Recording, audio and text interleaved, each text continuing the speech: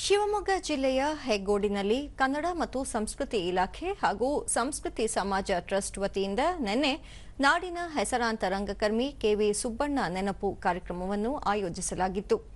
ಕಾರ್ಯಕ್ರಮವನ್ನು ಕನ್ನಡ ಅಭಿವೃದ್ಧಿ ಪ್ರಾಧಿಕಾರದ ಅಧ್ಯಕ್ಷ ಡಾ ಪುರುಷೋತ್ತಮ ಬಿಳಿಮಲೆ ಉದ್ಘಾಟಿಸಿದರು. ನಂತರ ಕೆವಿ ಸುಬ್ಬಣ್ಣ ಅವರ ಹೆಸರಿನಲ್ಲಿ ಸಂಸ್ಕೃತಿ ಸಮಾಜ ಟ್ರಸ್ಟ್ ಕೊಡಮಾಡುವ ಪುರಸ್ಕಾರವನ್ನು ರಂಗಕರ್ಮಿ ಚಿದಂಬರರಾವ್ ಜಂಬೆಯವರಿಗೆ ಪ್ರದಾನ ಮಾಡಲಾಯಿತು. ಈ ವೇಳೆ ಖ್ಯಾತ ರಂಗ ನಿರ್ದೇಶಕ ಪ್ರಸಾದ ರಕ್ಷಿದಿ, ಸಂಸ್ಥೆಯ ಮುಖ್ಯಸ್ಥ ಉಮಾಮಹೇಶ್ವರ ಹೆಗಡೆ ಮತ್ತಿತರರು ಉಪಸ್ಥಿತರಿದ್ದರು.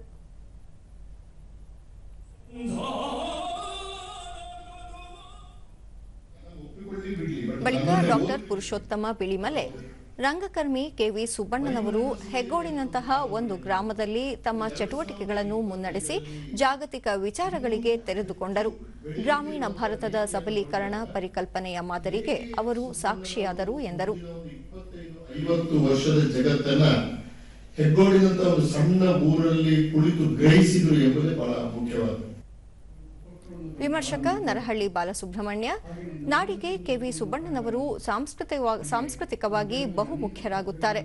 ರಂಗಭೂಮಿಯ ವಿಚಾರದಲ್ಲಿ ಅವರ ಬದ್ಧತೆ ಮತ್ತು ಗ್ರಾಮ ರಂಗಭೂಮಿಯ ಕಲ್ಪನೆಯ ಮಾದರಿಗಳು ಇಂದಿಗೂ ಅತ್ಯಂತ ಅವಶ್ಯಕ ಎಂದರು.